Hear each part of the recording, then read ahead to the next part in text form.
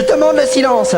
Je vous demande de vous arrêter. Je demande un peu de silence. Refaire un silence radio. Est-ce une bonne idée ou pas? Non, je crois pas. Je vais mettre la radio. Voulez-vous nous annoncer cette émission? J'aime bien la radio. Bonjour, bien réveillé? Est-ce que quelqu'un me reçoit? Bonjour à tous, bonjour surtout à nos jeunes amis puisque nous sommes mercredi. Pour des raisons de budget, la scène suivante sera entièrement bruitée à la bouche.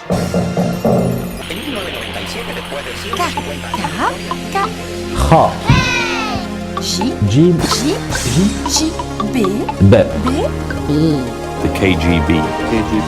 KGB. Allez tout le monde, tout va bien, vous pouvez sortir. Reprenons la fiesta.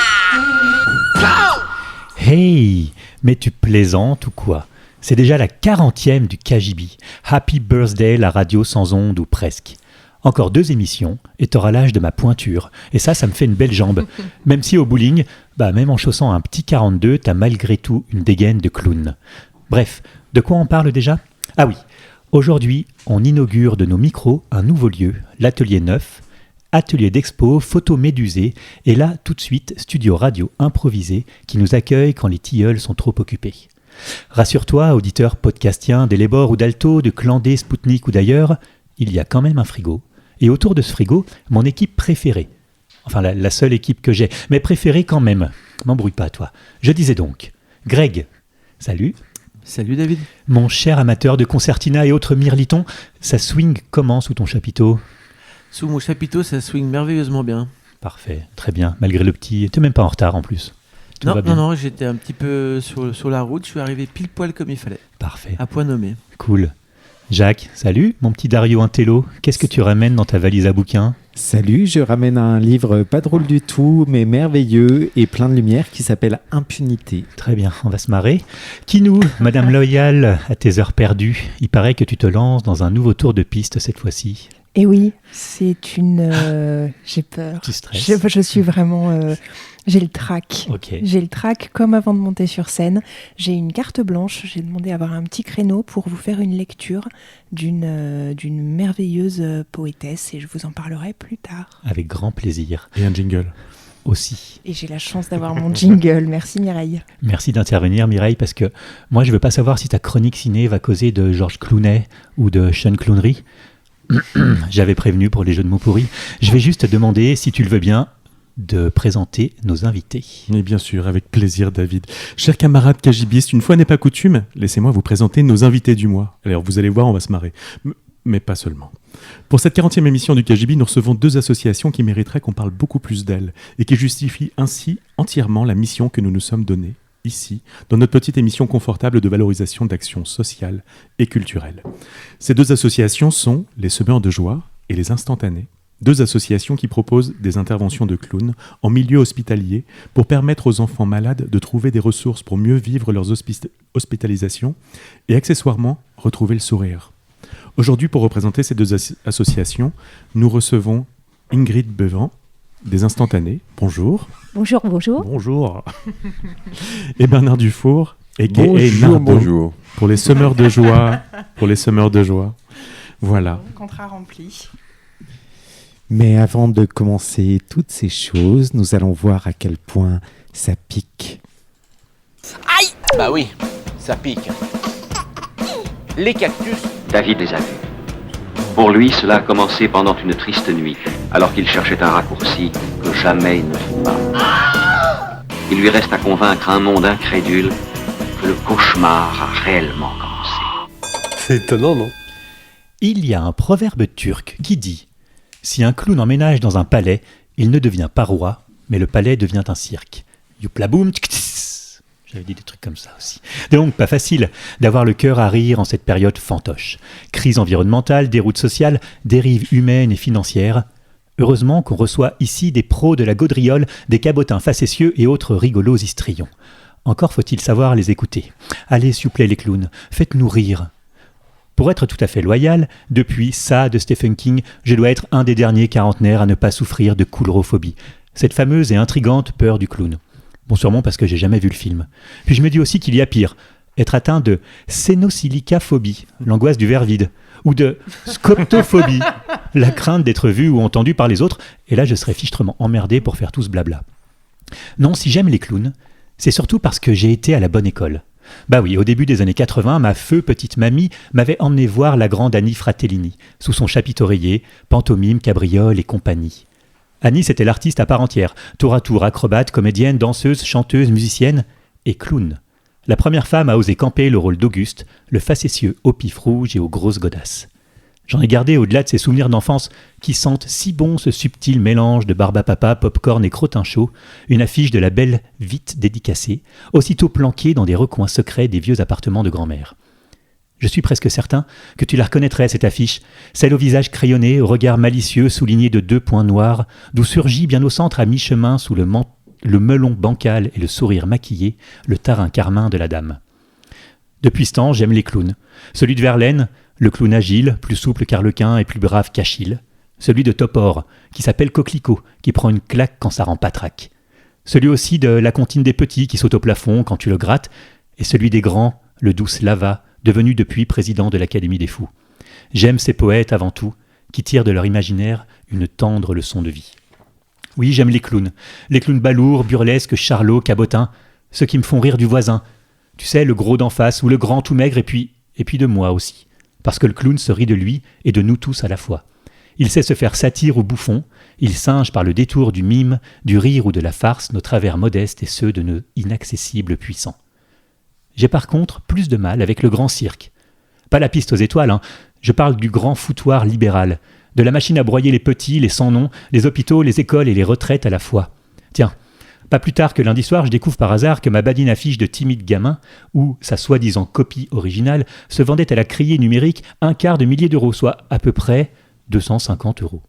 En nouvelle devise internationale, ça fait environ 2 pleins de gasoil, plus 2 pots de moutarde, ou 3 bouteilles d'huile, mais plus de frigidaire, ni de joulet scooter, sans atomixer, encore moins d'un lopilo. Même pas de cire godasse, ni de repas limaces, sans tabouret à glace, ni un chasse-filou. Ah, la voilà la complainte du progrès. Tiens, ça serait pas l'heure des citations ? Quand les éboueurs font grève, les orduriers sont indignés. Celle-là, elle est de Jacques Prévert, un joli clown à sa manière. Alors soutien aux grévistes de tous horizons, à ceux qui voudraient bien mais qui n'ont même plus les moyens de la faire, et à ceux qui n'y croient même plus tellement ça semble peine perdue. J'en ai une autre dans ma besace, une d'un autre trublion facétieux. Quand j'étais jeune, je voulais être ministre ou clown. J'ai choisi la deuxième option car je suis un garçon sérieux. Définitivement, je me dis qu'il faudrait plus écouter les clowns. Qu'est-ce qui vous rend joyeux? Ça peut se résumer en une seule expression, en un seul mot. Les cactus. C'est chouette la vie. David, c'était qui la seconde citation? C'est un petit peu mon idole. C'est De Vos? Non, c'est Sim. Trop bien. Ouais. Génial. Ou ma chemise grise, Topalov, tout ça, quoi. Enfin, Sim, quoi. Bernard, Ingrid, bonjour, rebonjour. Vous êtes tous les deux issus d'une structure associative. Est-ce que vous pouvez nous en dire un petit peu plus sur ces structures? Savoir comment ça a commencé, depuis quand vous existez? Voilà, donc l'association Les Semeurs de Joie ont été créées par un clown qui s'appelle Kinou, qui est un clown qui était sur le département, un clown Kinou, qui est un clown professionnel et qui, un coup, avait envie, passant devant un hôpital, de dire « mais c'est là qu'il faut que j'aille ». Donc il est rentré dans cet hôpital d'Annemasse à l'époque, c'est pas le Charles, c'était l'ancien au milieu d'Annemasse, en Billy, et il a commencé à clowner avec les enfants. Après, l'association, petit à petit, s'est agrandie, et en 2005, ils ont officialisé l'association. Voilà, il y avait 7-8 clowns sur le département. Après, ça a grandi sur Thonon. Après, moi, je suis arrivé dans l'asso, ça fait une 15aine d'années. Et j'ai démarré sur Annecy. Voilà. Et maintenant, on est 20 clowns à peu près sur le département, dans les 4 hôpitaux publics de Haute-Savoie. Je dis bien les 4 hôpitaux publics. On y reviendra après. Donc, je te laisse la parole. Ingrid. Merci. Alors Les Instantanés, c'est une association qui est née en 2014. À l'origine, il y avait 3 clowns qui ont monté l'association. Ils intervenaient déjà dans des EHPAD et ils ont décidé de se regrouper. Et puis depuis, l'aventure s'est développée. On est aujourd'hui 11 clowns et on intervient dans 12 établissements, bientôt 13, sur la Savoie et la Haute-Savoie. D'accord. Moi, j'avais une question pour vous deux qui me vient tout de suite. Est-ce que vous êtes clown vous-même ou vous êtes juste partie de l'association, partie prenante administrative ou quelque chose ou qu'organisée, ou vous êtes clown vous-même? Alors, une particularité des semeurs de joie, c'est que on est tous clowns dans l'association. On est tous bénévoles, mais on est tous clowns. Contrairement à d'autres associations, comme nos amis ici, ou d'autres associations de clowns, où il y a des clowns professionnels qui interviennent, et puis ils sont aidés par beaucoup de bénévoles qui vont donner un coup de main, récolter des fonds, etc. Nous, on est tous les clowns, tous les membres de l'association sont clowns, avec des parcours différents. On a des magiciens, des professionnels, on a des clowns professionnels, des improvisateurs, des gens de théâtre, des mères de famille. Des beaux métiers. Et Ingrid ? Moi, je suis coordinatrice au sein de l'association et nos clowns sont tous professionnels. D'accord. On a très peu de bénévoles. Les bénévoles qui viennent, c'est pour nous soutenir sur les événements, les manifestations où on tient des stands pour communiquer autour de nos actions. Vous avez besoin de beaucoup plus de monde. On aimerait bien, ouais. Eh oui. Oui. Ça libérerait un peu mes week-ends et mes soirées. La question suivante qui me vient en tête, est-ce qu'il y a une formation, là, peut-être au Semeur de Joie, ça a commencé donc avec Kinou, mais lui, il a appelé ses amis. Il était clown et magicien. Et magicien. Voilà. Et moi, j'ai découvert d'ailleurs la magie dans ce contexte-là. Parce que moi, je suis informaticien de métier et je suis comédien depuis une 40aine d'années dans une équipe qui s'appelle le Théâtre Tout-Terrain, donc qui est une équipe de théâtre sur le département. Mais je n'avais jamais fait de magie. Et qui nous a amené donc l'aspect entre autres magie et plein d'autres choses. Donc nous on est très axés sur les formations. On a la chance d'avoir dans nos équipes des gens, comme je vous dis, qui sont spécialistes en magie, en marionnette, en théâtre, en improvisation. Voilà, donc ça permet déjà à l'intérieur de l'association de pouvoir avoir des gens compétents pour nous former. Et également, on fait intervenir des intervenants extérieurs. On a fait récemment un stage de mime avec... voilà. Ok. Jacques ? Ça, c'est la formation côté spectaculaire. Oui, voilà. Et est-ce qu'il y a aussi des formations qui sont données parce que c'est des associations qui sont en face d'un public particulier ? Est-ce d'ailleurs un public particulier ? Ingrid ? Pour l'aspect formation, nos clowns, en fait, ils suivent une formation qui dure environ 2 ans. On fait partie de la Fédération française des associations de clowns hospitaliers, la FACH. Et donc, pour ça, on est soumis à une charte très précise en termes d'intervention. Donc, c'est une formation initiale. Et ensuite, on est aussi soumis à une formation continue qui est à la fois sur des outils artistiques, mais également sur tout ce qui est médico-social, psychologie. C'est vraiment essentiel pour nous. Parce qu'effectivement, on intervient qu'en milieu auprès de publics vulnérables et il y a des choses qu'on ne peut pas se permettre de faire. Ah oui, donc quand on dit vous avez fait l'école du rire, vous pouvez dire ouais, c'est trop bien. 2 ans. 2 ans. Tout ça. Mais du coup, ça n'est quand même d'une vocation. Vous étiez déjà comédien, t'étais déjà comédien avant. Oui. Comment vous démarchez pour essayer de trouver des Donc nouveaux on a clowns ? beaucoup de gens qui sont intéressés, qui viennent nous demander j'aimerais bien. Donc on est assez vigilant parce que c'est pas juste un petit coup de cœur comme ça qui est super, qui est merveilleux. C'est un engagement. Il y a des formations, aussi bien techniques que, comme tu dis, au niveau de l'enfance, etc. Et donc normalement il y a tout un processus de quelqu'un vient, on le rencontre 1 fois, 2 fois, on l'emmène éventuellement à l'hôpital avec nous. Est-ce qu'on peut en parler un petit peu plus précisément, justement, sur ce qu'il faut savoir Qu'est-ce qu'il faut savoir ? Ce qu'il faut savoir, c'est assez complexe en fait. Il y a beaucoup de choses et peu de choses. Ce qu'il faut, c'est vraiment être à l'écoute. Voilà, c'est pas le clown hospitalier. Pour moi, pour nous, c'est pas un clown spectacle, c'est pas un clown comme tu l'as évoqué, les jolis clowns de cirque, etc. C'est un clown qui est dans l'écoute, le respect, la bienveillance. Donc nous, par exemple, le mode de fonctionnement, on est devant une porte, toc toc, on frappe, on ouvre. On se laisse regarder. Parce qu'on est intrusif dans une chambre d'enfant. L'enfant, il est là, il n'est pas en sécurité, il n'est pas chez lui. Donc, voilà, on se laisse regarder tranquille, on est là, souriant, avenant. Et pendant ce temps-là, on observe tout ce qui va nous servir après à pouvoir faire l'intervention. Et puis, voilà, on peut rentrer, on rentre, on se présente avec nos noms de clowns, on commence déjà un petit peu à chauffer. Et puis après, on va partir avec l'enfant. Il y a souvent la famille qui est là, la famille. On va partir dans une aventure d'1 quart d'heure, 20 minutes avec lui. Et l'objectif pour nous, c'est pas de faire du spectacle, et ça je l'ai compris au début, et ça m'a fait un petit peu drôle, parce que moi j'étais quand même comédien, et quand j'ai commencé, j'avais peur, parce que j'ai même avec 30 ans de théâtre derrière, j'ai dit j'irai dans un monde que je connais pas, et je me suis vite rendu compte que déjà un enfant pour moi c'est quelqu'un qui fait 1 mètre, 1m20, voilà.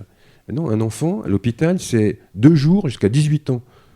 Oui, c'est pas pareil. Quand dans une chambre d'un ado qui a 17 ans, qui voit 2 clowns, qui va se dire, attendez voir les gars, là, qu'est-ce qu'ils m'envoient moi, je suis grand, voilà.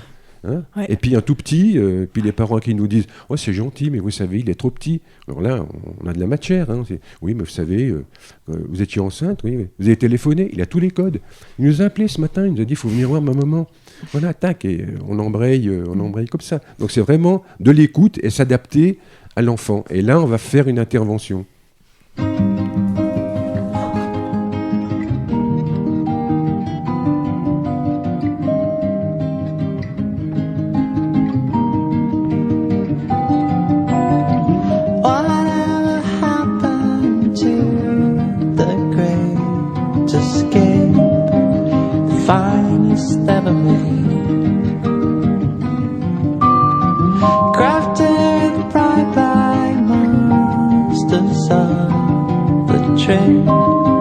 The world's great circus. We have the story of the impossible. A tale best of suffering. Wanna make believe maybe impossible to achieve. And really close.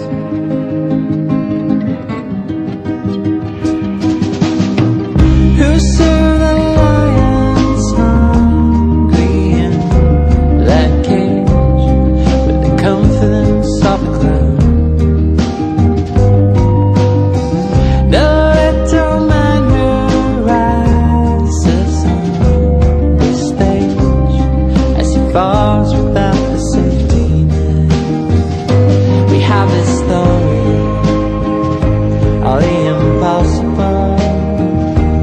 A tale best of suffering. Wanna make believe maybe impossible to achieve. I'm really close.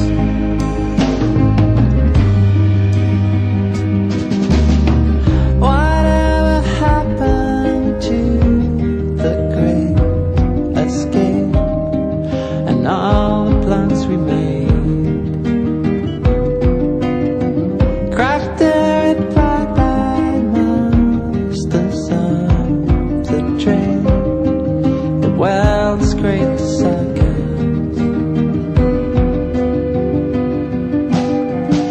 We have this story of the impossible. A tale best of suffering. Wanna make believe maybe impossible to achieve, but also close.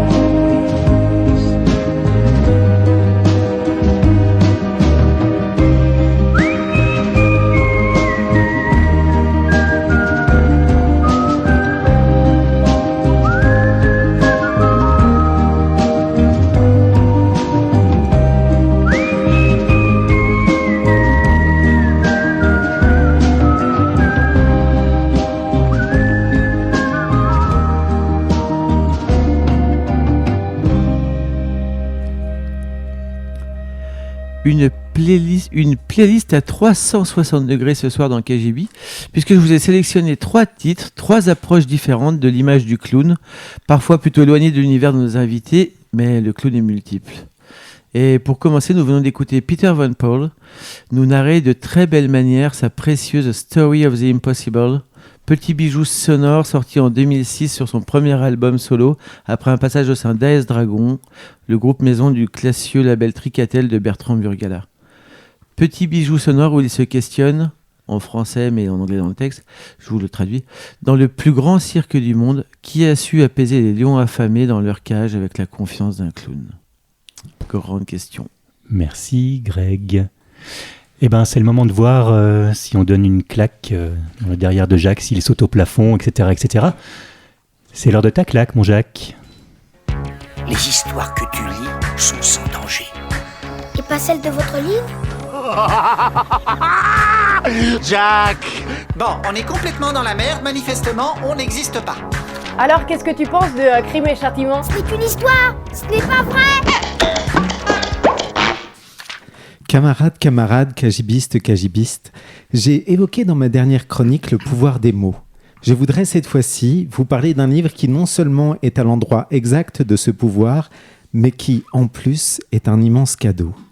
Je veux vous parler d'Impunité d'Hélène Devinck, paru aux éditions du Seuil. Je veux vous parler d'Impunité d'Hélène, Stéphanie, Emmanuel, Muriel, Clémence, Aude, Cécile, Chloé, Florence, Karine, Marie-Laure, Margot, Justine, Lisa, Béatrice, Marie, Nora, Caroline et tant d'autres, car ce livre est multitude. J'aimerais vous dire à quel point ce livre est un cadeau qui nous est fait. Ce livre est juste, tout comme la parole de ces femmes est juste, comme leur action est juste. Les mots d'Hélène Devinck provoquent une fêlure dans les abysses de silence et d'immobilité. Comme le chant de Cohen, il y a une fêlure en toute chose, et c'est par cette fêlure qu'entre la lumière. Nous pouvons décider de rester aveugles, de nous cacher les yeux et d'imaginer que ce livre n'est qu'un livre sur l'affaire dite PPDA, et cela serait déjà un livre vital à lire. Mais ce serait nier la profondeur de ce qu'Hélène Devinck et tant d'autres nous offrent. À partir d'un certain niveau de célébrité, aucun Français n'a jamais été condamné pour des faits de délinquance sexuelle. Jamais aucun. Ce fait, cette réalité est la partie émergée de l'iceberg qui prouve à quel point notre société est patriarcale, à quel point nous protégeons les violeurs, les agresseurs, qu'ils soient célèbres ou non. La non-condamnation de ces personnes célèbres, emblématiques, dit à l'ensemble de la société de quel côté la loi et le pouvoir se situent. Cette impunité dit aux rescapés de se terrer dans le silence, de s'enterrer vivante dans la honte, et dit aux violeurs, aux agresseurs, que nous, la société, nous les protégeons. Mais le livre d'Hélène Devinck n'est pas là pour nous pointer du doigt, pour dire la faute que nous portons tous et toutes. Le livre d'Hélène Devinck est un cadeau qui nous offre le point d'appui pour changer cela. Comme disait Archimède, donnez-moi un levier, un solide point d'appui, et je soulèverai le monde. Ce livre est le solide point d'appui. Nous sommes le levier. Nous devons prendre ce cadeau tendu par ces femmes, nous devons le prendre pour soulever le monde et le transformer. Nous ne devons pas rater cette occasion. Alors lisez ce livre, volez-le, faites-le lire à vos fils, offrez-le. Il donne une force incroyable, il donne tant d'élan, ce livre est mouvement, et peut-être est-ce là une des définitions de la lutte, de la révolte, c'est être en mouvement. Nous devons soutenir ce mouvement. Nous le devons à nos sœurs, à nos mères, à nos filles, à nos fils, à nos pères, à nos amis, à nos camarades, à nos amoureuses, à nos amoureux, à nos familles, à nous-mêmes. N'oublions pas que derrière les statistiques, des centaines de milliers de femmes et d'enfants subissent chaque année en France des viols ou tentatives de viol. Il y a des corps, des existences qu'on enterre, vivant dans le silence. Rester neutre alors que ce livre nous offre le cadeau de changer cela, c'est être du côté des bourreaux.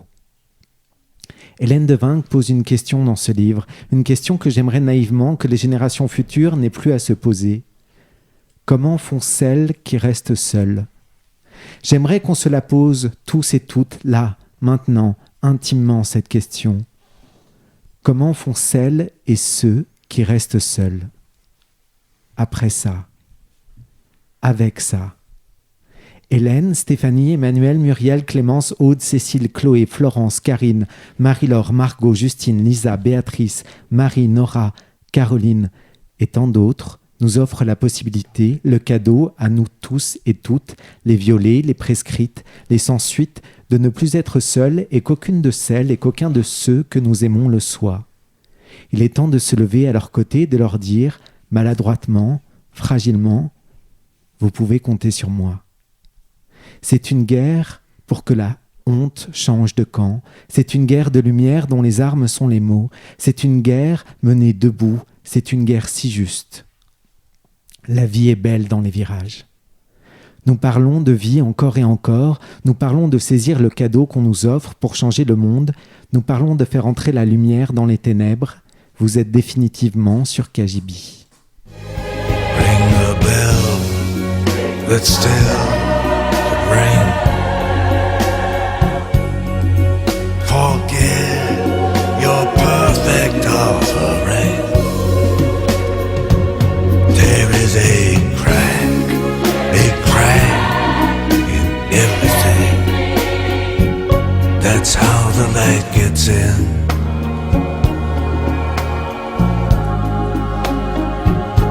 Je suis un homme libre. C'est un livre. Assez suffit, terminé. Très bien, Jacques, merci. Encore une chronique sur Bravo. laquelle il va être Je fais facile de exprès rebondir. Ouais, je fais exprès de faire des chroniques pour que tu ne puisses pas enchaîner après. Merci. Ingrid et Nardo, je ne vais pas vous demander de réciter tous les prénoms des victimes qui sont recensées dans ce livre. Jacques a mis en avant le point de la solitude des victimes. J'imagine que c'est quelque chose que vous rencontrez aussi pendant vos interventions, la solitude. Oui, bien sûr. La solitude, elle peut se manifester par l'isolement d'un enfant dans une chambre. Et également, on a des cas aussi d'enfants qui viennent de centres sociaux, voilà, qui n'ont rien. D'ailleurs, on le voit des fois dans les chambres, il n'y a rien. Donc pour nous, c'est déjà une petite alerte en disant... 4 murs, pas un poster, voilà, rien. pas un jeu. Ouais. Okay. Donc voilà, mais c'est un indicateur, parce que nous, on ne rentre pas dans la maladie de l'enfant. Justement, on veut sortir de ça et pas rentrer dans le contexte réel. Parce que notre idée, c'est de lui amener une bulle de rêve et le faire partir avec nous dans l'imaginaire. Mais effectivement, il y a de la solitude. Ah bah nous, une de nos missions, c'est justement de sortir les gens de l'isolement, surtout dans les EHPAD. Nous, on le constate plus dans les EHPAD. Quand on arrive dans les établissements, souvent, on a une liste de personnes à voir et en priorité, on voit ceux qui n'ont pas de visite. Et oui, c'est vrai qu'on pense souvent, on associe le clown à l'enfant, mais c'est vrai non, que... le clown hospitalier, en fait, c'est pas que pour la pédiatrie. Loin de là. Nous, on intervient également dans les foyers d'accueil de personnes en situation de polyhandicap. Donc, c'est dans des endroits où les gens ont des déficiences à la fois physiques et mentales. Donc c'est très particulier, c'est des endroits qu'on connaît très, très peu et où il y a très peu d'activités qui sont proposées pour ces personnes-là, justement parce qu'ils n'ont pas les facultés cognitives ou physiques pour le faire. Et le clown hospitalier, pour ça, c'est génial, c'est qu'il arrive à faire écarquiller les yeux de personnes qui, on dirait, qui ne sont pas du tout valides, quoi. Et du coup, est-ce que vous travaillez de manière plus proche avec le personnel soignant? Est-ce qu'on vous oriente un petit peu différemment en fonction des gens que vous avez en face de vous Dans tous les établissements où on intervient, on est briefé par les équipes. Oui, à chaque intervention, on a un brief à l'arrivée avec les équipes. On a une liste de personnes à voir en priorité. Selon les pathologies aussi, on peut intervenir sur des pathologies complètement différentes qui vont de l'anorexie à des troubles du sommeil, à de l'anxiété, de l'angoisse de mort. On peut être on va aller précisément à 1 heure dans une chambre parce qu'il y a un soin. C'est prouvé qu'en fait l'intervention des clowns hospitaliers réduit la douleur pendant les soins. Donc, ça réduit le stress. Complètement. Ouais. Et donc, dans tous les établissements, on intervient de façon très régulière. Donc, c'est minimum 1 fois tous les 15 jours ou 1 fois par semaine. Toutes les équipes constatent une baisse de la prise de médicaments pour l'accompagnement des personnes. Jacques ?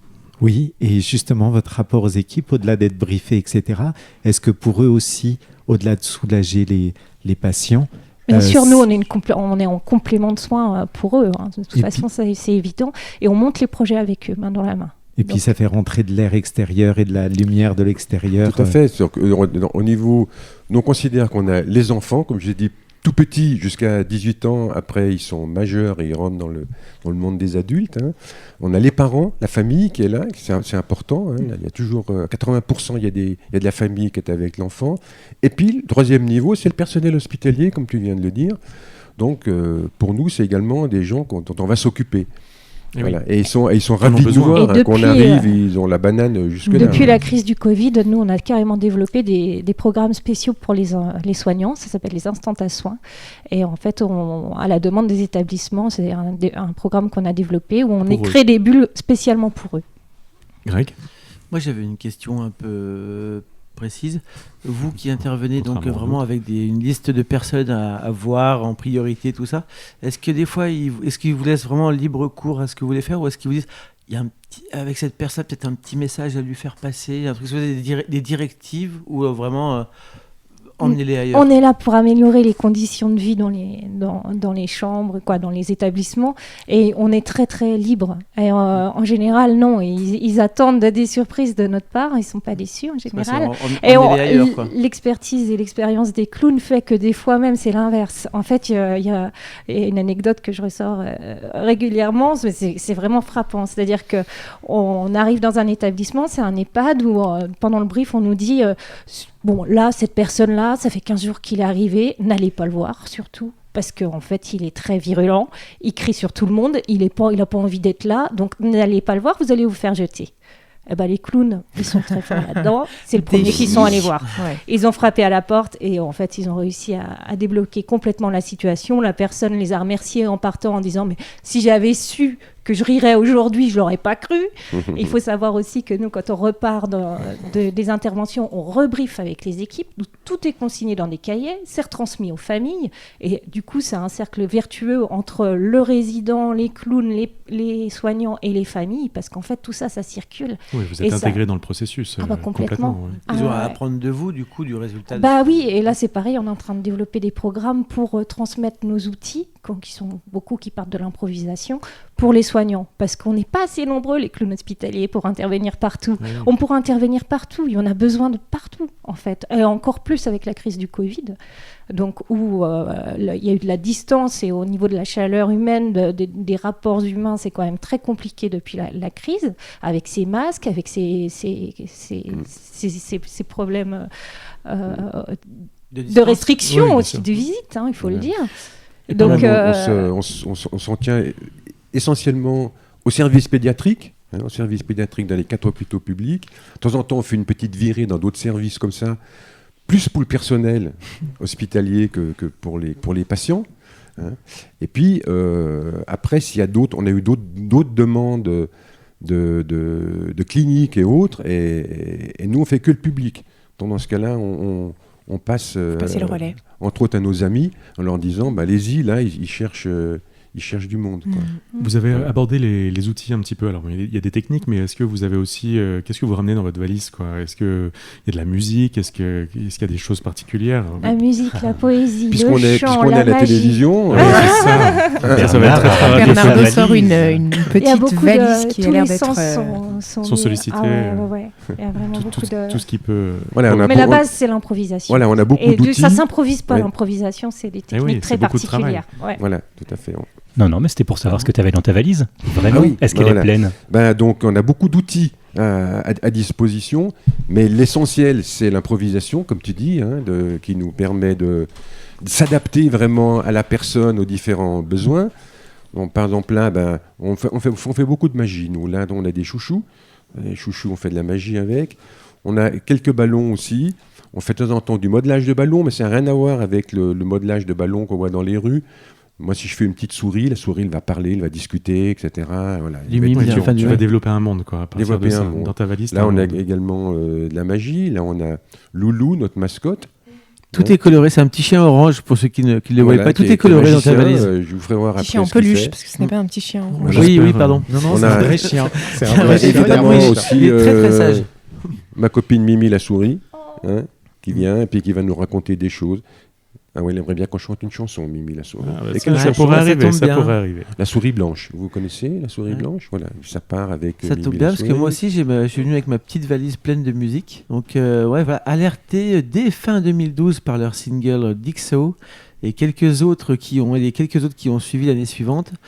C'est en août 2014 que ce groupe de jeunes et talentueux anglais sortent leur très attendu premier album, Annabelle Dream Reader.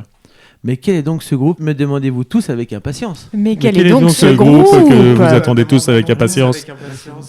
Il s'agit de The Witches, avec, comme les sorcières, mais avec un Y à la place du I. Et le titre que je vous ai sélectionné, naviguant parfaitement entre calme et lourdeur sans jamais oublier de rester intense, c'est Crying Clown. Catch my breath, finally. She keeps me calm, and suddenly I relapse on no tricks, trying to make him new.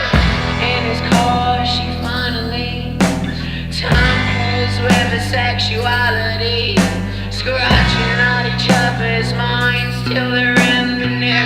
As for me, my loyalty is only sold illegally.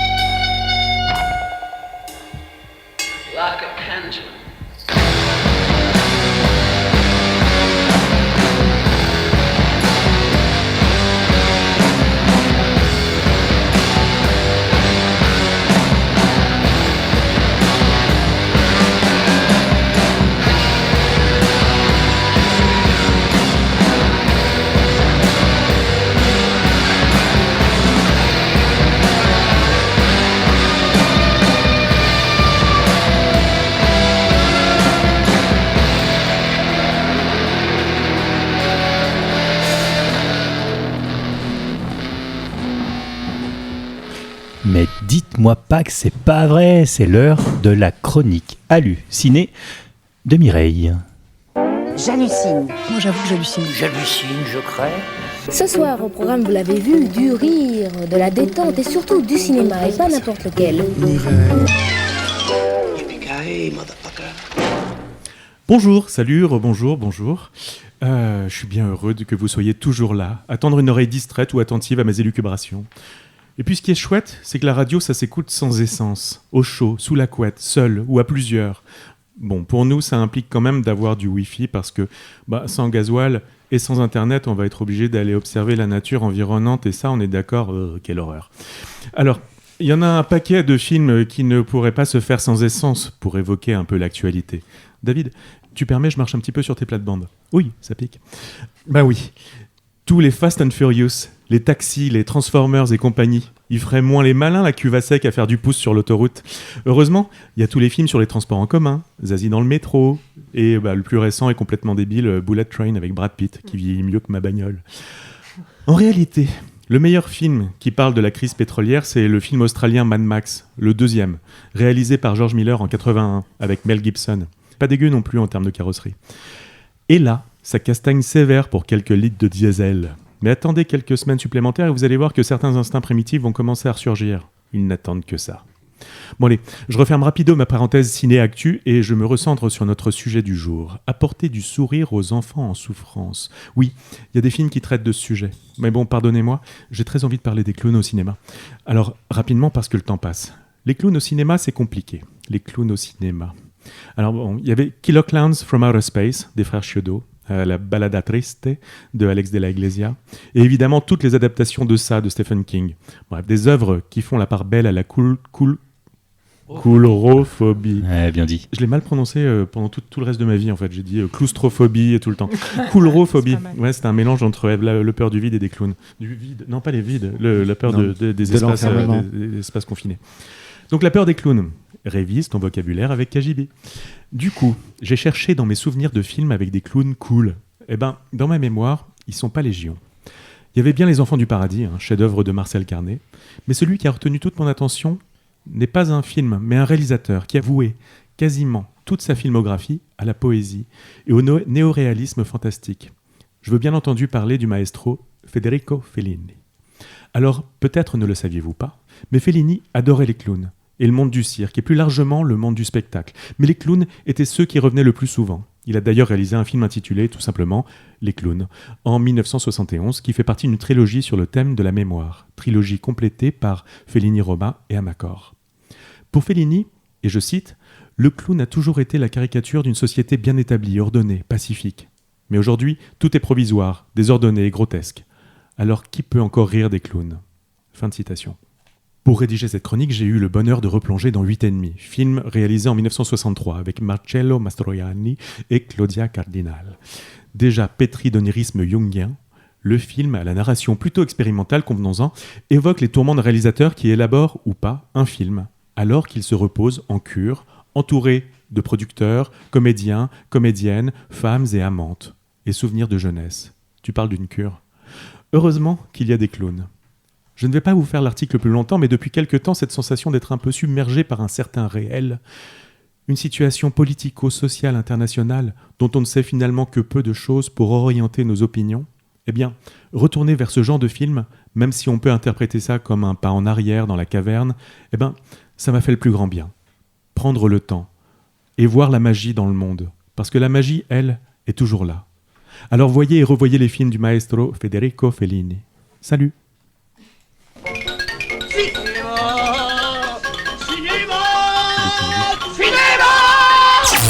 Oh mon Dieu! Eh ben moi, il faut que je voie et revoie donc les fameux films de Federico Fellini. J'avais cru que tu allais nous parler de Roberto Benigni, moi. J'avais beaucoup aimé La vie est belle et je trouvais que c'était un petit clown quand même. Il a joué dans le dernier film de Fellini, dans La Voce della Luna, et je pense qu'il a appris beaucoup de cette dernière collaboration avec le maestro. Et ben encore un truc que je savais pas. Voilà. Tu notes Monsieur Cinéma, je ne peux pas rivaliser. Qu'est-ce que tu veux, c'était pas écrit ça. Qu'est-ce que vous en pensez, vous, des clowns au cinéma? Si vous avez un avis. Clowns cinéma, malheureusement, souvent, c'est ces clowns qui font peur, comme on a parlé, qui amènent... alors, chez les enfants, il y a un peu deux systèmes. Il y a ceux qui jouent à avoir peur aux clowns. Non, des clowns, quelle horreur, j'ai peur, etc. Nanana. Des ados. Hein. Mais il y a quand même 20% de vraie peur. Chez les ados et chez les adultes aussi. Hein. Même tomber sur une infirmière qui a la coulrophobie et loin un clown, elle devient toute pâle, quoi. Comme tu l'as bien dit. Voilà. Ouais. Et voilà, donc c'est comme ça, c'est ces films un peu qui ont fait peur, puis d'autres peurs, parce qu'effectivement également le clown, dans ces films-là, ils font peur, ils sont très maquillés, on ne reconnaît pas le personnage derrière. Or nous, on est très léger, un petit truc blanc sur les cils, le nez sur le masque, hein, depuis 2 ans, et puis voilà. Et puis on est avenant, bienveillant, donc il n'y a pas... Il y avait quelque chose à déconstruire quand même. Tout à fait. De temps en temps, pas systématiquement, hein, mais de temps en temps, on tombe sur des gens qui peuvent avoir, je vous dis, 80% c'est de la fausse peur, et puis 20% c'est de la réelle peur des clowns, quoi. Et là, on ne peut rien faire, donc on se retire gentiment, au revoir. Oui. Tu peux nous dire un peu plus ce qu'il y a dans ta valise, s'il te plaît? Oui, bon, dans la valise, voilà, je vous dis, la valise, on travaille beaucoup sur la magie. Par exemple, là, on a un petit jeu de cartes qui est vraiment sympa, c'est un alphabet avec des animaux. Voilà, alors on va... demander à l'enfant, tu dis stop quand tu veux, tac, là, pouf, voilà. Et là, on va commencer une histoire avec du raisin, une histoire de vigne, etc. Je connais très bien cet animal. Donc c'est le clown qui va commencer l'improvisation en fait sur l'histoire. Et puis deux, trois phrases ou 4, on va dire bon, et maintenant, stop, voilà. Et on est là avec un kangourou. Je connais très bien ce fruit. Voilà. Et là, on va essayer petit à petit d'amener l'enfant à jouer avec nous, à être partie prenante dans l'histoire. Et c'est lui qui va nous guider dans l'histoire. Donc il est actif dans l'histoire, sans forcément... Puis il y en a d'autres, alors ils partent, on ne peut plus les tenir. Hein. Ils sont à fond, quoi. Voilà, quelques petits outils qui permettent également d'intégrer, parce que nous, l'objectif, c'est vraiment de mettre l'enfant au cœur de l'intervention. C'est pas nous. Nous, on est magiciens. On est tous formés à la magie. Hein. Moi, je dois avoir 120 tours de magie à peu près. Mais moi, les tours de magie, je les loupe. Et le clown, il joue sur le bide. Hein, le clown, oui, il est bien les rater, et puis il voit son copain, puis il dit mais comment ça se fait, ça marche pas. On l'a acheté où ? On l'a acheté sur le mauvais coin, sur Internet. Oh mon Dieu. Voilà. Alors vous n'avez pas l'image à la radio, mais ça voilà. mériterait d'être filmé. Et du coup, on va demander à l'enfant de nous aider. Quoi qu'il fasse, c'est lui qui va nous aider et le tour de magie va réussir. Et c'est lui la vedette, c'est pas nous. Et ça, c'est vraiment une approche très différente. Il faut tout transformer, quoi. Ingrid, c'est important pour vous aussi au sein de votre association de mettre l'enfant au cœur de ces interventions-là pour qu'il soit aussi créateur de ce moment-là. Ah oui, il faut qu'il redevienne acteur en fait. Ça rejoint un peu ce qu'on disait au début sur le fait du spectacle, qu'on n'était pas dans un clown spectacle justement. Ah non, on ne fait pas du tout du spectacle, on est vraiment en lien, on est là pour faciliter les liens entre les personnes et surtout faciliter les émotions aussi. Parce qu'en fait, c'est des lieux quand on est hospitalisé ou quand on est dans un foyer ou en maison de retraite où on n'a pas forcément les moyens de s'exprimer facilement. Des fois, on subit un peu le cadre. Ça doit demander des grandes qualités empathiques puisque les personnes qui sont en milieu hospitalier sont en souffrance par définition. Ah bah oui, pour être clown, ça c'est sûr que c'est une des premières qualités, quoi. Avoir beaucoup d'empathie. Le clown, il se met au niveau de la personne, il le valorise beaucoup. Parce que, par exemple, la personne qui est hospitalisée a le droit de dire non, a le droit d'intervenir dans le jeu du duo de clown et prendre part. Et il reprend un peu c'est pour redonner un peu de dignité et de valorisation. Ouais, et puis vous n'avez pas un public immense. Si vous avez, non, c'est intime. Hein. C'est intime, c'est une relation très intime. Voilà, donc ce qui permet de créer justement ce lien avec l'enfant et la famille aussi, parce que l'enfant qui voit ses parents, son papa qui sourit, etc., pour lui c'est du bonheur quand même. Et l'inverse aussi, hein. Moi j'ai eu des cas où c'était des Anglais. Et on a donc tout le truc en anglais, with our French English, hein, you see, the best, very wonderful. Hein. Et à la fin, on a fait une quinzaine de minutes. Et à la fin, le papa il m'a dit « Je vais vous dire une chose, monsieur. Ça fait 8 semaines que j'ai pas vu mon fils sourire. » Bien sûr. Là, on intervient aussi pour les parents. Heureux, là, on a réussi le job, on repart heureux. Là, et sur les départs au bloc, on intervient plus pour les parents que pour les enfants. Ouais. Oui, tout à fait. Est-ce qu'il y a une distance professionnelle que vous avez ou est-ce qu'il n'y a pas de... Il n'y a pas de barrière, il n'y a pas de garde-fou. Le nez de clown, si, bien sûr, et le costume permet justement de mettre à distance des fois certaines... parce que nous, on va aussi en soins palliatifs, en oncologie, donc on est confronté à la fin de vie. Mais du coup, heureusement qu'il y a tout ça qui permet de mettre un petit peu à distance. Voilà, on a des codes également déontologie, c'est-à-dire qu'on depuis 2 ans, on ne touche rien, on ne s'approche pas, on reste en distance. Voilà, après ça, c'est... Oui, mais au-delà même du physique, je veux dire, là, tout à l'heure, Raphaël parlait d'une dimension très empathique. Il faut savoir aussi se protéger. Le masque ne suffit pas forcément. Il faut être dans la charte fort. des clowns hospitaliers de la Fédération, en fait, il y a une obligation de supervision mensuelle par un psychologue. Tous les clowns, ils sont supervisés une fois par mois pour justement... Et on est en duo. On est en duo. Toujours, ce qui fait systématiquement. Ou trio. Ce qui fait que s'il y a quelque chose qui choque, tout de suite, en sortant de la chambre, on y a un relais. Pour évacuer. Parce qu'on peut se faire surprendre des fois par des choses, des situations qu'on n'attend pas, qui ne sont pas forcément dramatiques, mais qui vous touchent. Et puis là, vous avez les larmes qui arrivent. Hein. Donc c'est pas souvent, hein, ça peut arriver. Donc là, quand on est à 2 déjà, on peut déjà se libérer. Bien sûr. Greg. Eh ben moi, pour clore cette série musicale clownesque en fanfare, je vous propose un live, mais pas n'importe quel live. Un live des Berruriers Noirs, que tout le monde appelle Les Berus. Groupe générationnel qui a marqué de sa folie, mais surtout de sa lucidité, tout un pan de la jeunesse française des 80s et qui résonne encore fortement plus de 30 ans plus tard. Et les Berus sur scène, c'était un cirque, un cabaret avec acrobates, cracheurs de feu et clowns qui s'agitaient tous dans un joyeux bordel au son de la guitare tranchante de Lorane et de la voix toujours prompte à soulever les foules de François. Vous avez compris que je pourrais vous en parler encore longtemps, des heures, mais le mieux c'est de les écouter.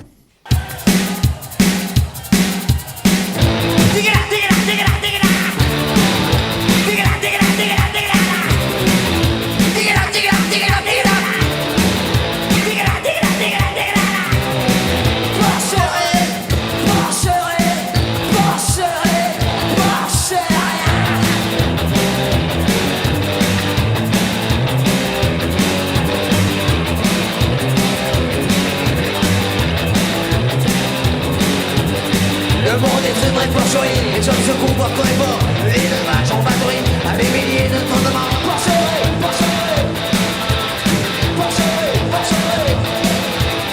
Nous sommes un homme définitif, on y est pris sur des vies. Nous sommes dans un état de jungle, et partout c'est le roi du flingue.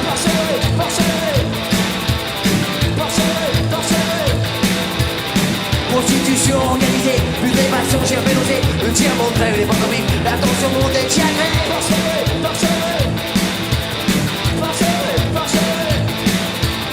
Massacrés dans les abattoirs, roulés dans les laboratoires, marcher dans les sites dortoirs, prisonniers derrière ton parloir.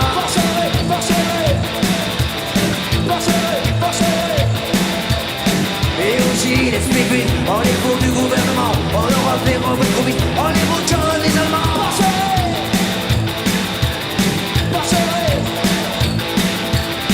Un antique, un temps morceau, dynamique qui part d'Ivoro, et ça se conduit à la violence, le temps devient ultra violent.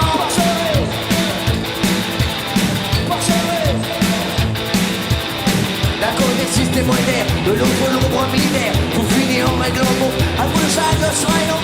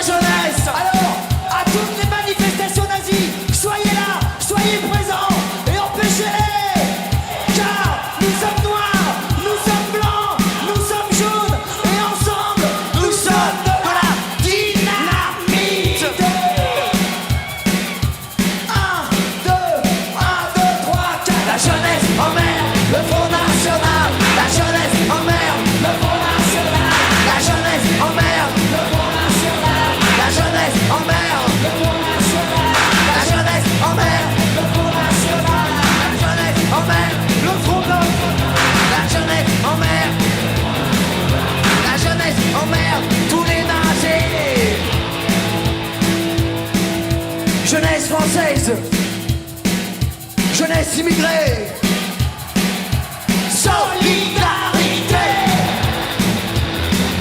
La jeunesse en mer, la jeunesse en mer. Merci. Ça fait du bien un petit Beru quand même. Ça fait toujours du bien, ouais. Ça remet les idées en place. Souvent du Beru dans les hôpitaux. Ouais, on pourrait. Ouais. En tout cas, il est l'heure de lancer la nouvelle chronique de cette émission. Messieurs, dames, attention, roulement de trompette, c'est l'heure de la carte blanche de Kinou. Jingle. Je vais deviner la carte à laquelle tu penses. Ça s'accélère, ça s'affole, on ne demandait que ça.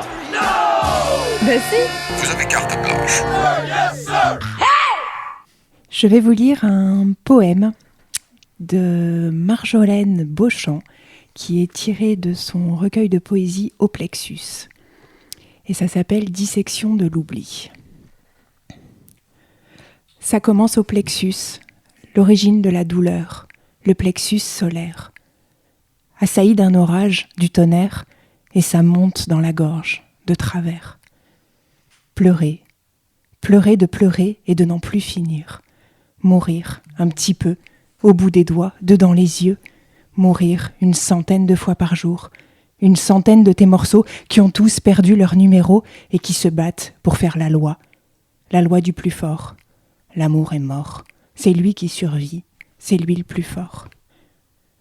Dans chaque auto qui passe en sens inverse, chercher sa face, chercher sa tête de gars parti pour rien, pour toute la vie comme un chien, pas de médaille, un vulgaire être humain qui s'absentera d'à côté de toi, demain, et tous ces autres jours qui passeront, demain, pas là encore, mais que de tout ton cœur, ton corps, tu devines misérable.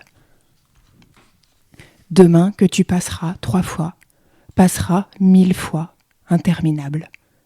Comme hier, que tu rembobines et te remémores 100 fois, amer de n'avoir été rien de mieux que toi. Il est parti, il est plus là. Ta peine, ridiculement vaine, ta peine qui coule sur toi comme une pluie d'été qui éclate en surprise, ta peine et puis ta vie toute croche dans tes valises. Allez, sauve-toi, décampe avec ta gueule de morte vivante, pendant que lui, il ne l'est pas. Tu te dis que tout, oui, serait plus facile s'il était mort. Mais c'est mal, mort, c'est trop fatal. Les gens aiment pas quand tu dis mort, ça fait malade, ça fait drastique. Faudrait pas trop rendre ça public. Il est parti, t'as rien à dire. C'est ça la vie des fois, souffrir. Bienvenue dans le monde des statistiques. Tu suis le graphique du grand classique et tu sens cette histoire sacrée, cette histoire magnifique se diluer dans l'océan banal de tous ces gens qui ont eu mal déjà, avant toi. Mal d'un amour charcuterie, d'un amour vertige et saccage, d'un amour qui scrape, d'un ravage commun, comme la mort de ton chien qui te fait de la peine seulement à toi. Il est parti, il est plus là. Alors avale, obstine-toi, saoule-toi, détale, décrisse, décroche. Et ton corps, lourd comme une roche que tu tirerais dans la rivière, en punition, en châtiment, pour avoir taché de ton noir, tout barbouillé cette grande histoire, avec tes taches de petits cauchemars. Les gens aiment pas les petits cauchemars. Ils veulent des choses qui parlent d'espoir, avec des gens qui parlent au jeu, qui parlent aux bouts, qui mangent leur croûte, et qui ne claquent pas la porte, et qui ne pleurent pas le matin, et qui ne disent pas « reviens » comme une vieille pute défraîchie qui veut te faire un rabais parce que tu lui as souri. C'est fini, c'est over. Baisse ta tête, ferme tes yeux. C'est la vraie vie. Et puis son grand sourire qui te dit « Tiens-toi, tu vas pas en mourir. » You don't have to do no soloing, brother. Just keep what you got. J'emprunte un autre chemin là, j'emprunte un chemin de lumière. Ça, c'est pas banal. Voilà, c'est vraiment une émission très joyeuse. C'était un kangourou sur l'image tout à l'heure. Avec du raisin, il me semble. Kangourou en anglais, ça se dit kangaroo. Kangaroo, yeah. Comment tu prononces ananas? Ananas? Ananas. Pineapple. Ah oui, ouais, c'est vrai, c'est un stylo et une pomme. Et voilà, KGB, c'est bientôt fini pour aujourd'hui. Un dernier petit mot, nos invités? Un grand merci de nous avoir accueillis et d'avoir fait place au clown hospitalier avec deux belles associations qui sont sur les départements. Merci à vous d'être venus. Voilà. Ouais, parce que comme on le dit souvent, nous, dans l'asso, le clown hospitalier, c'est un métier méconnu, mais qui devrait être remboursé par la Sécu. Mais oui. Qu'est-ce qu'on peut faire pour vous? Est-ce que pour chercher du monde, Au niveau de l'équipe, on vient de recruter, donc on ne va pas recruter tout de suite. On cherche toujours des bénévoles pour nous aider à communiquer autour de l'association. Après, on recherche forcément des financements pour pouvoir maintenir nos prestations, nos interventions dans les établissements. On peut retrouver les demandes de dons, les possibilités de dons sur vos sites respectifs, il me semble. Voilà, oui. Sur les sites. On mettra les liens sur l'émission. Voilà, oui. Et on avait sur le site aussi, on n'a pas parlé du confinement. Pendant le confinement, du coup, on a fait des vidéos. Chaque clown a fait des vidéos chez lui. Il m'a transmis. Et on a monté sur le site des vidéos avec des tours de magie, des tutos de magie et des petites comptines pour les enfants. Génial. Pour essayer de rester en lien avec les enfants. Et bien moi, je propose qu'on laisse la parole à Greg pour terminer cette émission. Voilà, donc KGB, c'est fini pour aujourd'hui. On était ravis de recevoir ces deux magnifiques assos que sont les Semeurs de Joie et les Instantanés, avec un Z à la fin pour signifier leur gros nez rouge de clown hospitalier. Retrouvez cette émission sur toutes les plateformes de diffusion habituelles, tu les connais, et c'est encore mieux sur nos radios FM ou web. Eléborg sur Chambéry, Alto sur les Bauges, Clandé et Spoutnik sur les internets du web. Voilà, la suite le mois prochain avec la même équipe, mais de nouveaux invités. Bye bye à tous. Merci beaucoup. À bientôt. Merci. À bientôt. Merci, au revoir. Oh, j'ai adoré ce moment. Ça s'arrête, mais ça continue. Et puis, moi, j'avais une question. Du coup, vous faites autre chose dans la vie ? Un vrai métier, tu veux dire Bah voilà, moi j'ai dit j'étais informaticien. Informaticien. Non, c'est je suis à la retraite, largement mérité. Et je m'occupe je suis cofondateur du Théâtre Tout Terrain, une autre compagnie de théâtre. Et puis là, je suis président de l'association, donc ça me fait du boulot, je peux vous dire, parce que 22 clowns à nourrir, on ne se rend pas compte ce que c'est. Et c'est pas des faciles. Hein. Et dans la vie de tous les jours, qu'est-ce que ça t'apporte du coup cette on a la chance, franchement, pour une association de clowns hospitaliers, d'avoir une belle reconnaissance. Et ça n'a pas été l'objectif au départ. Moi, je suis rentré là-dedans un peu par hasard, parce que j'étais comédien, je me tiens, qu'est-ce que je peux faire, etc. Tu connaissais Kino ? Je l'ai connu à ce moment-là. Tu l'as connu à ce moment-là, tu ne le connaissais pas avant ? Je ne le connaissais pas. Hein. Et en fait, contrairement, je sais pas, au Resto du Cœur, parce qu'on est beaucoup également en aide avec d'autres associations pour les soutenir, et eux, ils galèrent, parce que c'est pas facile, je vais vous dire. Quoi. Ils sont pas forcément bien traités, il n'y a pas beaucoup de reconnaissance, alors que nous, on a la chance, avec clowns hospitaliers, vraiment d'avoir de la reconnaissance partout où on va. Quoi. Et ça, c'est magique, et ça nous fait un grand bien. Quoi. Donc on est récompensé, là. Mais oui. Oui, parfois en comédie, dans un cadre plus classique, on est remercié par les rires, le public et tout ça. Là, c'est un peu différent. Par les sourires et les yeux qui pétillent. Ouais. Voilà. Ah oui, puis tous les retours des équipes, des parents, des familles, tous les témoignages qu'on reçoit, c'est un vrai carburant du quotidien. C'est bien stimulant. De revenir. Ah oui. Moi, j'avais une question. Donc, vous intervenez, vous passez 5-10 minutes dans la chambre d'un enfant, d'un patient, d'un adulte. On a dit qu'il n'y avait pas que les enfants. Vous avez des retours après sur la suite, genre, ah bah ouais, mais là, ça a changé sa vision de l'hôpital pour... tout le temps ou pour quelques temps, il a vraiment été. C'est pas juste 5 ou 10 minutes de rêve, genre c'est. Voilà. C'est ce qu'on vous avez appelle des retours à long terme. Ce qu'on appelle nous la trace. C'est-à-dire, je leur dis, faut laisser une trace. La trace, elle va être toute simple. Moi, une fois, j'avais fait ma petite souris en ballon, que j'ai donné un petit, parce qu'elle saute, cette petite souris, pouf, elle saute, je l'envoie où je veux. Et voilà, sa petite souris, elle veut rester avec, elle discute avec elle, puis elle veut rester avec Georges, le petit enfant. Alors, tac, elle saute sur Georges, il est tout content, il laisse sa souris. Puis voilà, c'est bon. Mission entre guillemets accomplie, on quitte la chambre, etc. Et puis 2 ans après, dans les couloirs, je tombe sur une dame qui me dit bonjour les clowns, là je viens, cette fois c'est pour ma fille. Bon, hein. Il me dit j'étais venu avec mon fils il y a 2 ans. 2 ans, moi, je remonte le truc, c'est difficile. Hein. Il me dit vous saviez, la petite souris que vous l'aviez fait, elle est sur sa table de nuit, c'est interdit d'y toucher, c'est la souris des clowns. Magique. Mais il y a des éléments, ne serait-ce que la petite carte qu'on laisse comme ça, c'est des éléments qu'on ne maîtrise pas et qui peuvent faire des choses après. Et également, on leur apprend toujours un tour de magie. Ah, génial. On leur apprend, on transmet, je veux dire, parce que de faire les marioles, nous, c'est pas suffisant. Donc on leur apprend quelque chose. Voilà. Et ça, j'ai eu un retour. Une fois, c'était une ado dans une chambre. On rentre avec ma collègue. Et puis je la vois, elle lève les yeux au ciel. Elle avait 17 ans. Je me dis, bon, ben là, c'est pas gagné. Parce que pareil, les clowns qui rentrent pour 17 ans, des fois, ils comprennent pas. Donc, toujours en douceur, nous, tranquilles, etc. Et ma collègue lui fait un petit tour de magie, et la fille, elle fait waouh. Je me dis, waouh, c'est pas mauvais, ça. La porte est entrouverte. Voilà, tac. Bon, hop, on enchaîne avec un deuxième, on discute avec elle, et puis là, elle fait waouh. Je dis, bon, voilà, tac. Et du coup, on lui apprend ce fameux tour du chouchou, que je vous apprendrai. Bah oui. Voilà.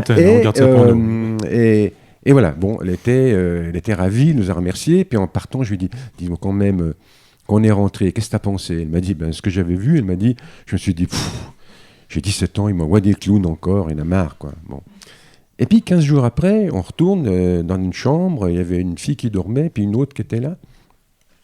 On commence tout doucement avec cette fille, et puis je me retourne, hop, et la fille se réveille, et c'était cette fameuse fille qu'on avait vue 15 jours avant.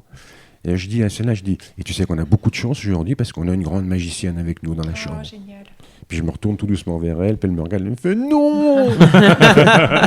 Eh ben Alors si. je la rassure, là, parce que elle avait le tour, elle l'avait appris franchement à la perfection. Je lui dis non, écoute, je suis confiant, tu peux y aller, on est avec toi, on est en soutien, vas-y. Et je lui avais dit, tu sais, un tour de magie c'est une chose, l'important c'est l'histoire qu'on raconte. Elle nous a raconté une histoire, j'ai les larmes qui viennent encore, quoi. C'est incroyable. Quoi. On vit des moments vraiment très très incroyables. forts. Et après, elle me dit, et ça, je l'ai raconté, je l'ai fait à mon oncle, à mon frère, à mon machin, etc. Toi, pour répondre à ta question, tu fais quelque chose, mais tu sais pas ce qui se passe après. La trace, comme tu disais, ouais. On va dans des endroits qui sont beaucoup C'est génial, quoi. Il y a délicats. des retours, des fois, qui nous surprennent. Ouais, vas-y. Pour rebondir sur la chronique de Raphaël, en fait, nous, on va aussi dans des endroits où la mort est tabou, la souffrance, et le clown, lui, il arrive à faire des choses qui sont très fortes à ces endroits-là. Quand tu parlais des traces, nous, c'est pareil, c'est une anecdote, je trouve, qui est très marquante. On est intervenu en soins palliatifs auprès d'une dame, on nous avait dit, on ne sait plus quoi faire, cette dame, elle a envie de mourir, elle souffre trop, et on ne sait pas la gérer, parce qu'en fait, elle se plaint tout le temps auprès des soignants, de sa famille, et on ne sait pas quoi faire. Et effectivement, la clown est intervenue en duo auprès de cette dame, et il rentre dans la chambre, et la dame dit « Mais laissez-moi tranquille, je veux mourir, je l'ai dit à tout le monde ». Et la clown réagit, elle se met en empathie directe avec elle, dit « Ah ouais, tu veux mourir ? Mais fallait me le dire plus tôt, moi je sais, mais attends, j'ai des connexions, attends, bouge pas, j'appelle ». Elle décroche un téléphone imaginaire, elle dit « Allô, il y a madame machin qui voudrait mourir. Est-ce que c'est possible ? Vous avez de la place ce matin ? 11h, ça vous va ?» La dame se décompose. Elle dit « Ah, je crois qu'elle n'est pas disponible. Peut-être vous avez un créneau cet après-midi ? 15h, ça vous va, 15h ?» Ah bah, la personne ne réagit pas. Donc elle dit « je crois qu'en fait, madame machin, elle n'est pas prête. Bon, c'est pas grave, hein, je vous rappellerai. Hein. Allez, merci, hein, à la prochaine. » Elle raccroche, ça se termine sur une petite pirouette, un petit moment de poésie. Pouf. Donc ça se passe très bien, la fin. Donc c'est redébriefé comme ça à la sortie de l'intervention. Et après, donc ce qu'on a appris quand on est revenu la semaine d'après, c'est qu'ils nous ont remercié infiniment de cette intervention, parce que ça n'a pas changé la pathologie de cette personne qui était effectivement en fin de vie, mais elle n'a plus jamais dit à partir de ce moment-là qu'elle voulait mourir. Et ça, un soignant ne peut pas lui faire une technique comme ça d'électrochoc. Et ça lui a permis d'avoir une fin de vie beaucoup plus sereine, beaucoup plus paisible, de reprendre contact avec ses enfants. Et ils ont pu se dire au revoir. Et ça, rien que d'en parler, j'ai la chair de poule.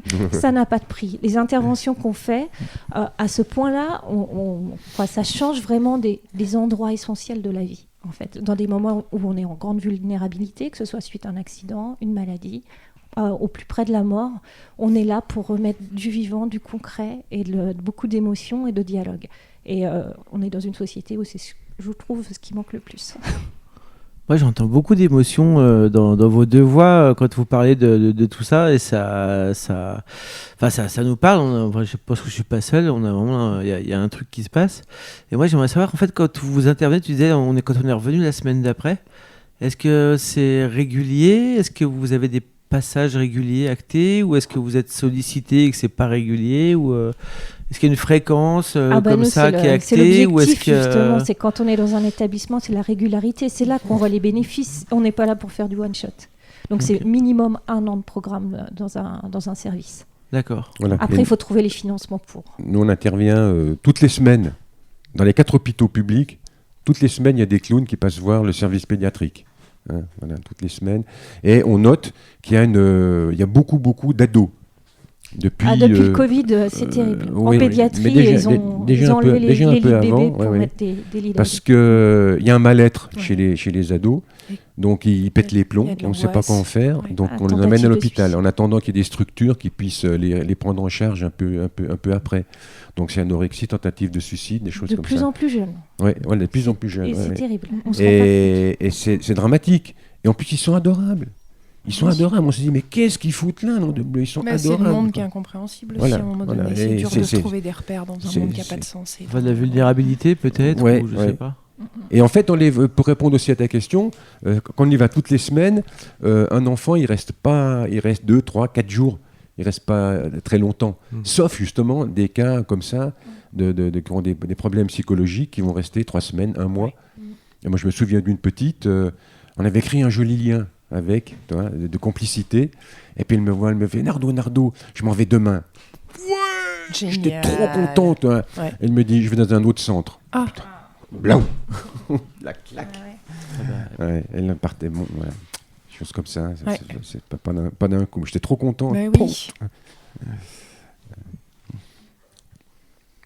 Je sais plus quoi dire, moi. Tout le monde se regarde dans le blanc des yeux. C'est vrai, mais c'est tout. On voit qu'ils sont tellement pleins d'émotions que ça nous déteint. Ouais.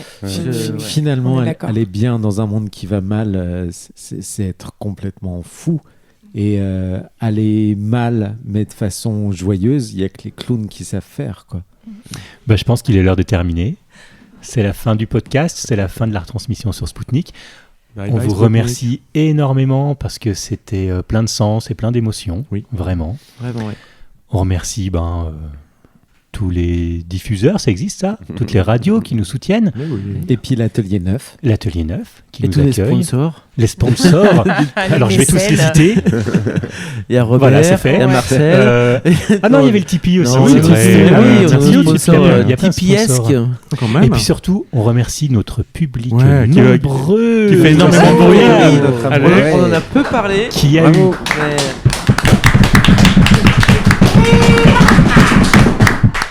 public qui a eu la délicatesse de ne pas manger des chips à même le paquet. Alors que c'était tentant. Un public à cet atelier 9 là. De juste encore une petite. Alors dernier petit un mot. petit bisou à Monsieur Boule. Oui, on a appris qu'il s'était cassé une petite paire de côtes dans ses ruchers. Donc Monsieur Boule qu'on avait reçu donc pour l'émission 36 ou 37 je crois pour les ruchers des haras. Et on lui passe toute notre amitié et qu'il s'en remette bien. Nardo, Ingrid, merci beaucoup. Merci à vous, à toute l'équipe là. Vous êtes vraiment. Continuez. J'irais dire chou.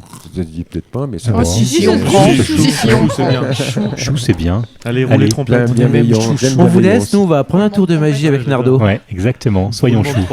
Jingle.